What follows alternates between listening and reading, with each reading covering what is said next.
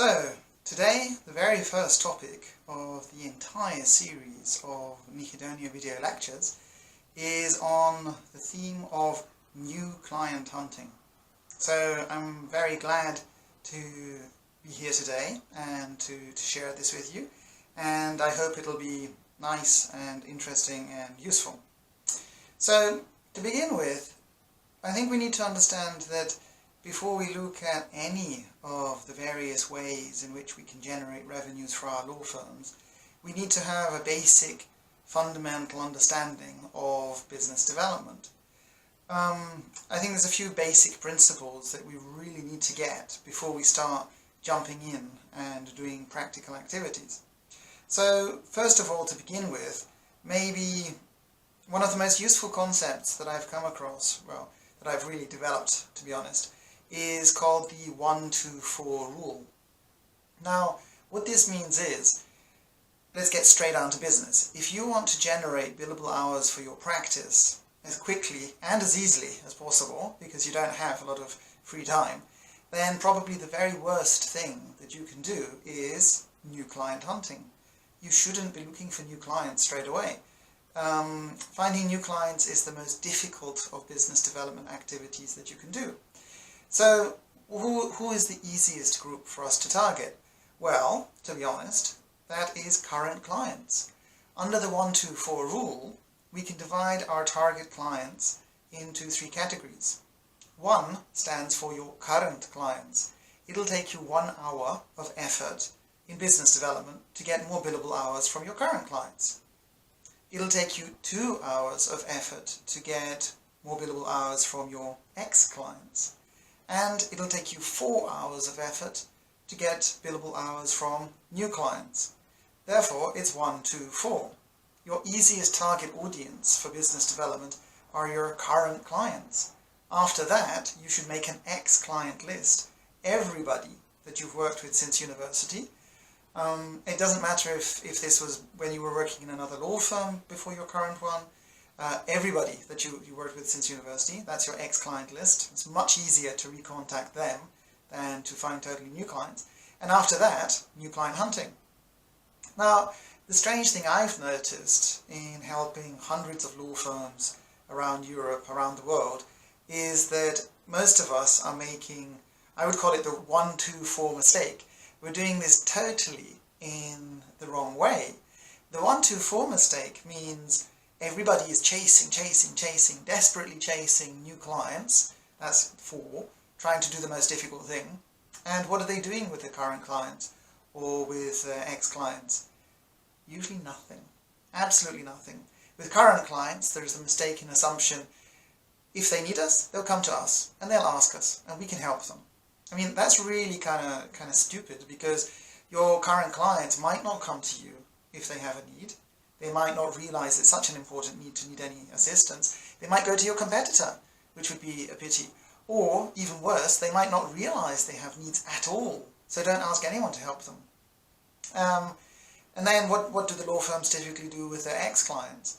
Well, if it's not nothing, thinking that the ex-clients will come back if they need us, then we spam them with some awful newsletter or legal update once every 2 or 3 months, and we do that to kind of keep in front of mind.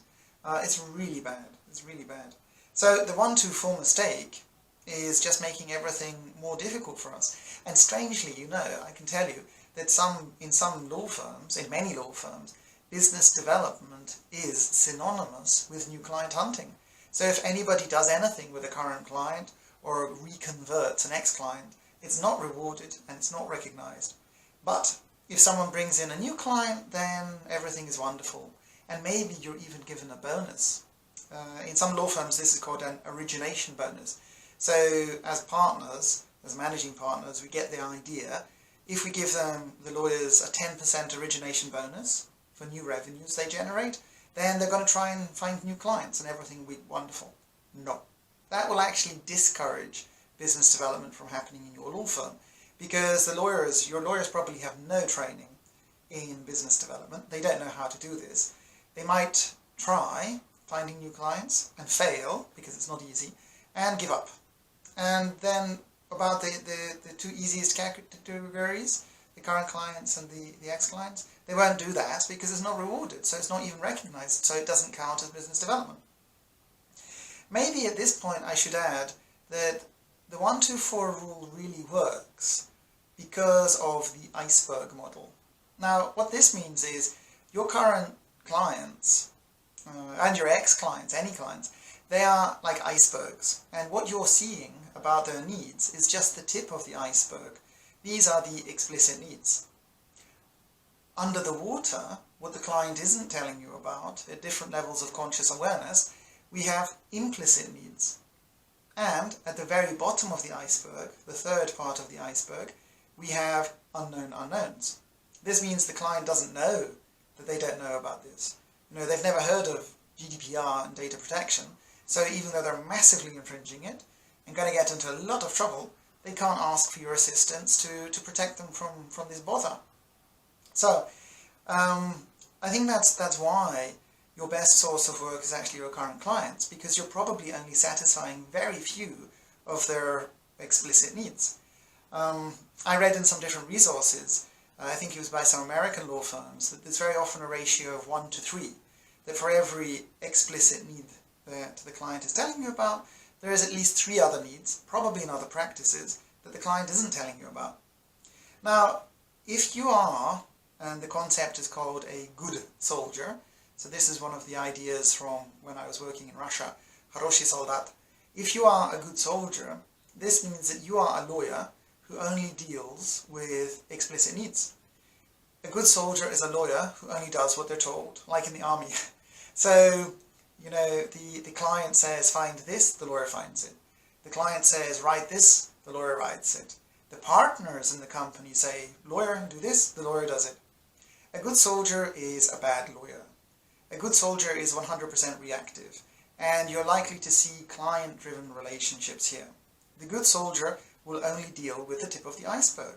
The good soldier will never ask open questions to fish around and understand the implicit needs or detect any unknown unknowns. So the good soldier is missing a huge opportunity in business development with the current clients.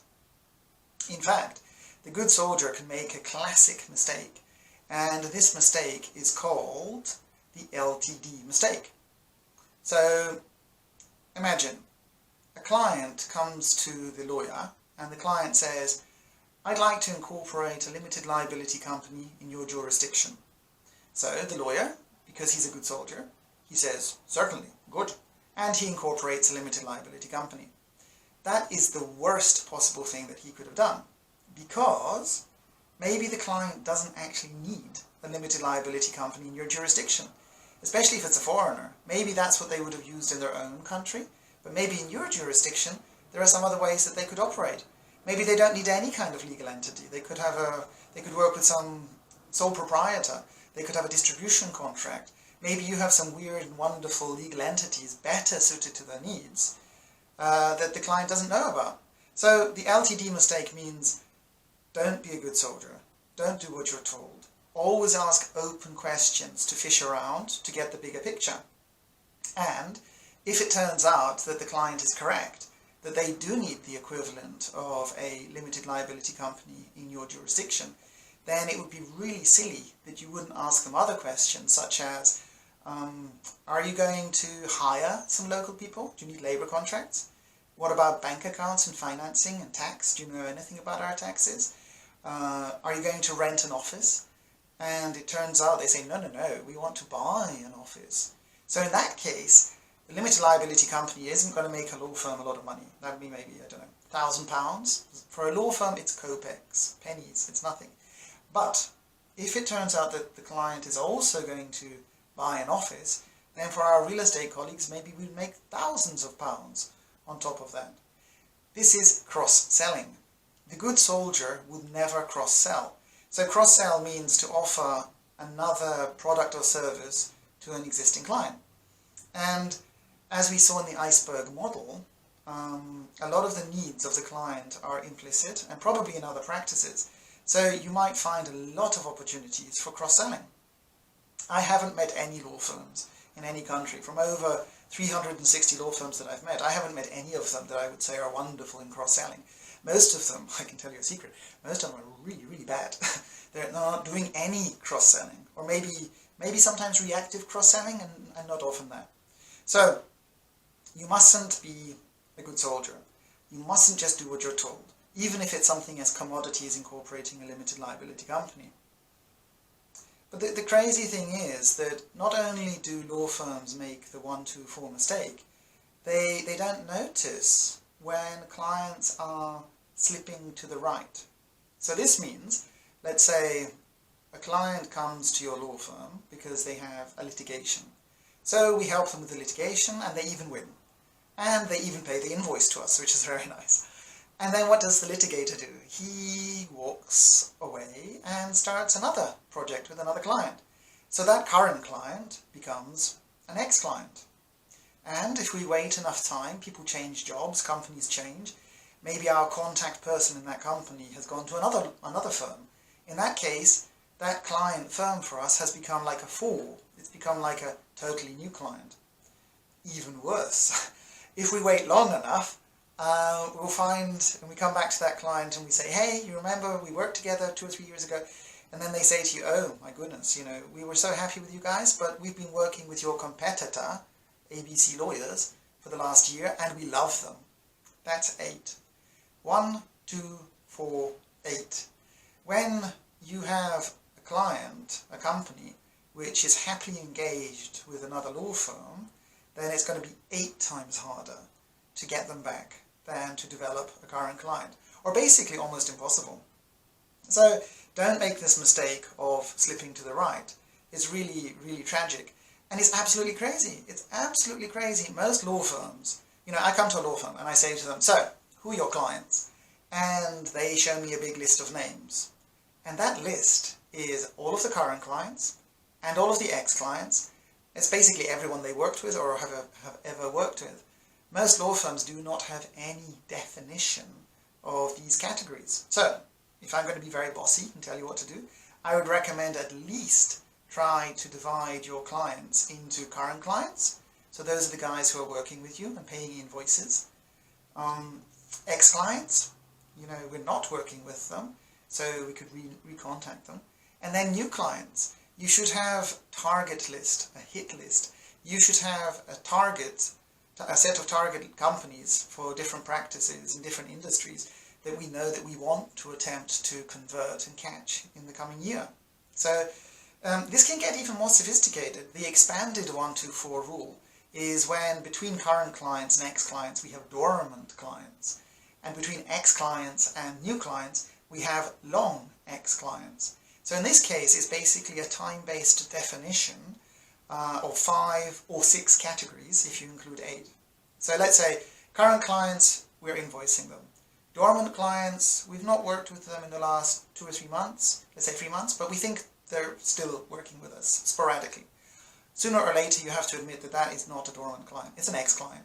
So let's say 3 to 6 months, that's an ex-client. More than 6 months, 6 months to a year, that's an ex-client. Then a long ex-client, and then finally you have to decide when is it going to be likely that this is going to be a client that is basically as difficult as a new client to convert. So be very careful not to let your clients slip to the right.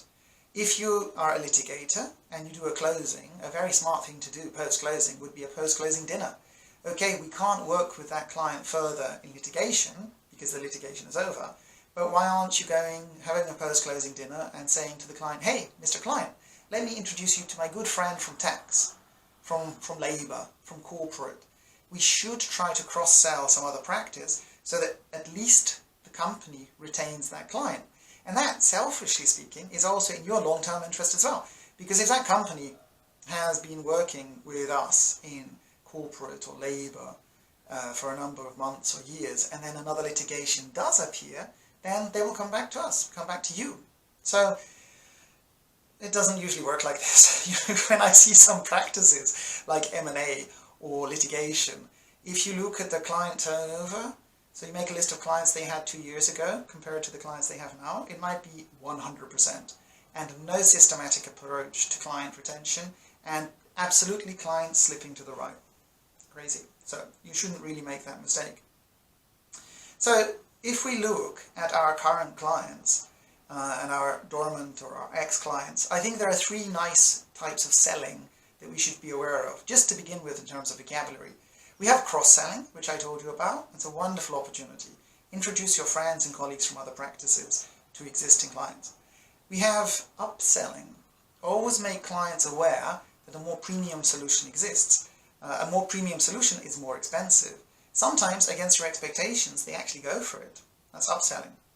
Downselling also exists, by the way. That means we understand that their needs are more commodity and narrower than they think. So as an ethical lawyer, we tell them, you know, we can do this, it's a simpler solution, you don't need so much time and money to invest in it. And then reselling. Reselling means to convert a transactional client, like someone who just comes, does their thing and goes, like litigation or M&A. Reselling means we try to convert them into a relationship client by re-engaging them on a regular basis. Reselling is easier, for example, in tax or corporate, so we try to come back to them or do something for them every year or every quarter, twice a year. Upselling, cross-selling, reselling. So there's a lot of different things that we can do with our clients. We have to understand that there is a difference between sales and marketing. Both of them comprise business development.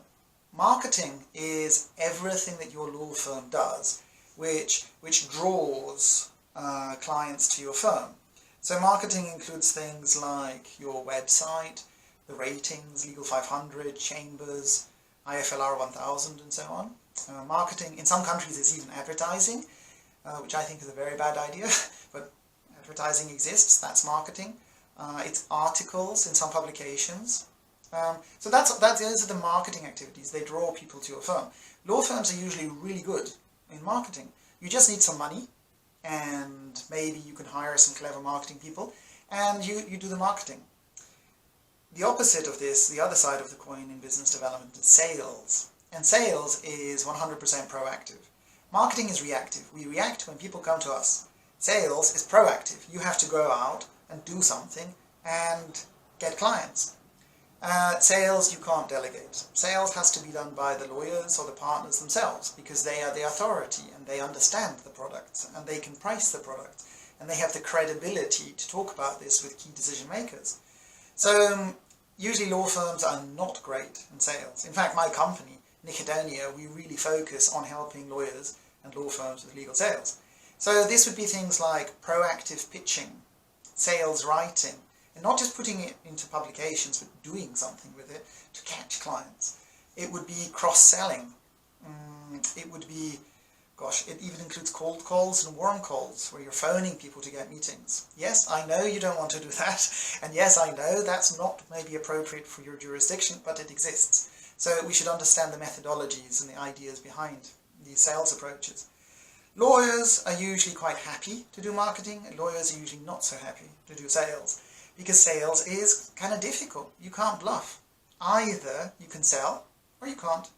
And quite a lot of lawyers can't sell because they were never taught this at law school.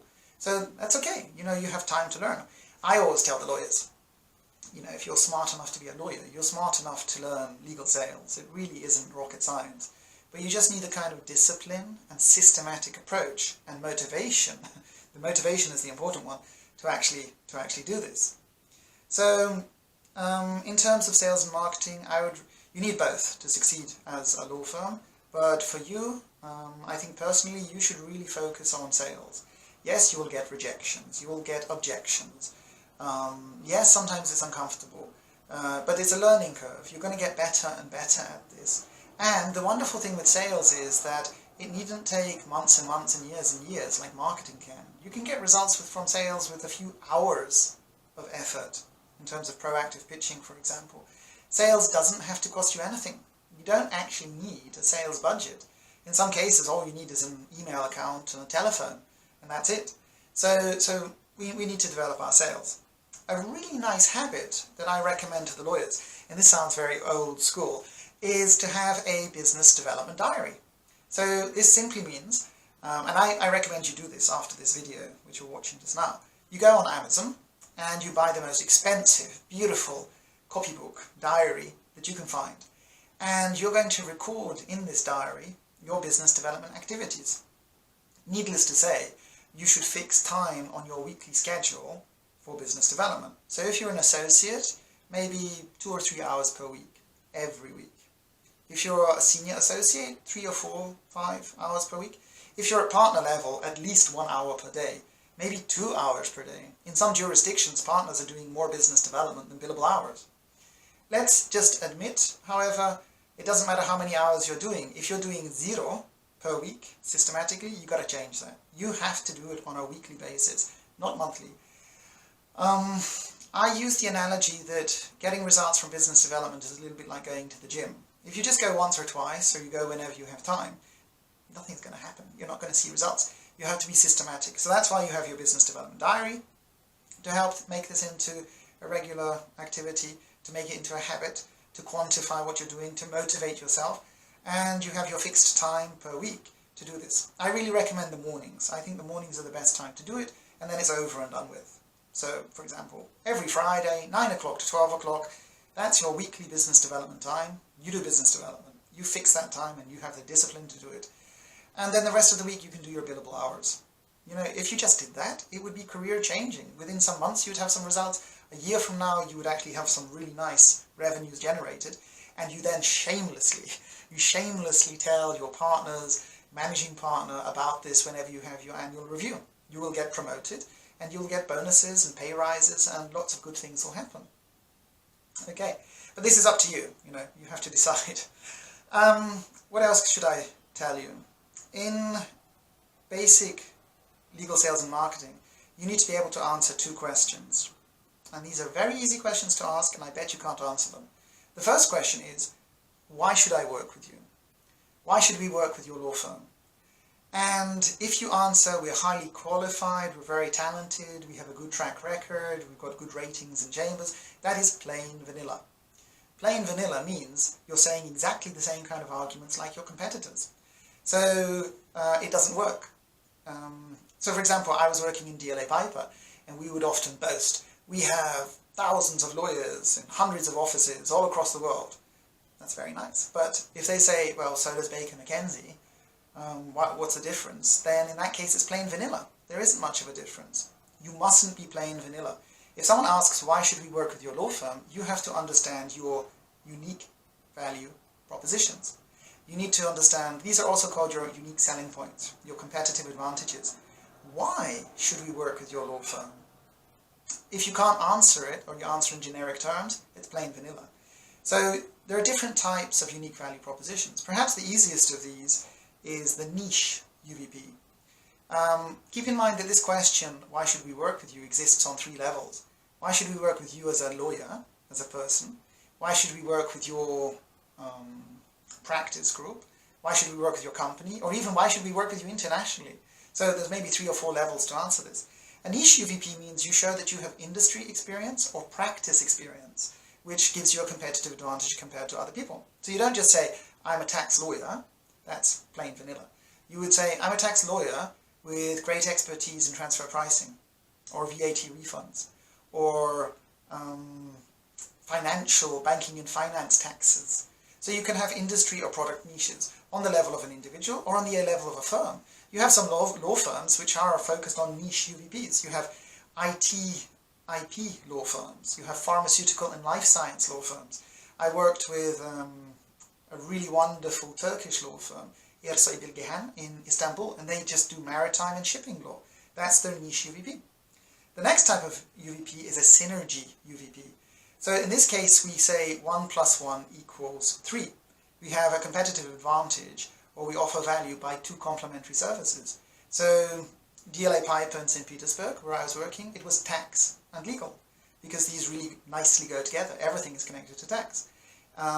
In some countries it might be, I come across not just dispute resolution, but we do dispute resolution plus collection, plus enforcement. That you might just have dispute resolution and win, but all of the assets have vanished, so you're not going to win anything. So we also do the other part, which is the enforcement and collection too. So 2 complementary services, that is a synergy UVP. And I think some firms have got lots of synergies. The big four legal firms, like Deloitte Legal, for example, these guys are really amazing. They have so many wonderful synergies. And keep in mind that the synergy UVPs don't need to be just legal.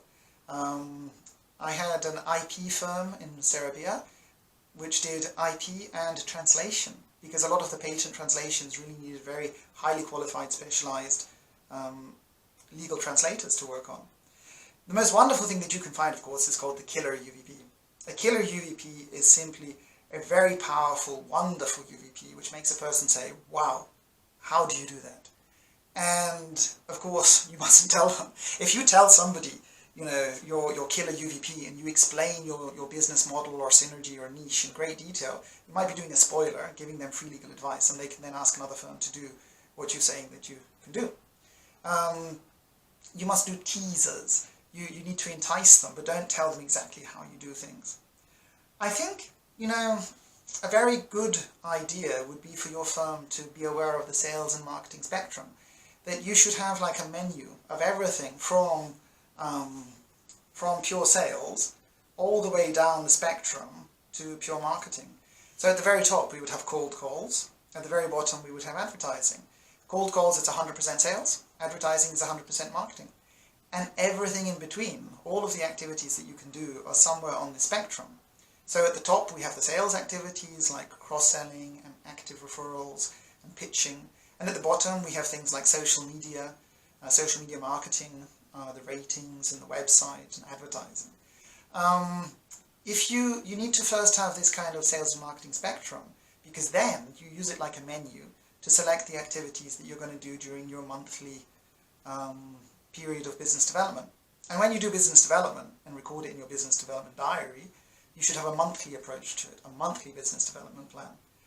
In fact, if you don't have the sales and marketing spectrum, if you don't have this kind of menu, email me, john@nixedonia.com, and I can send you one. I did this as a kind of research. I found 25 activities that you can do from pure sales to pure marketing. So if you'd like that paper, I can send it to you. And then finally, the last thing that I'd like to tell you about today, in terms of new client hunting, is the FAB methodology. Feature, advantage, benefit.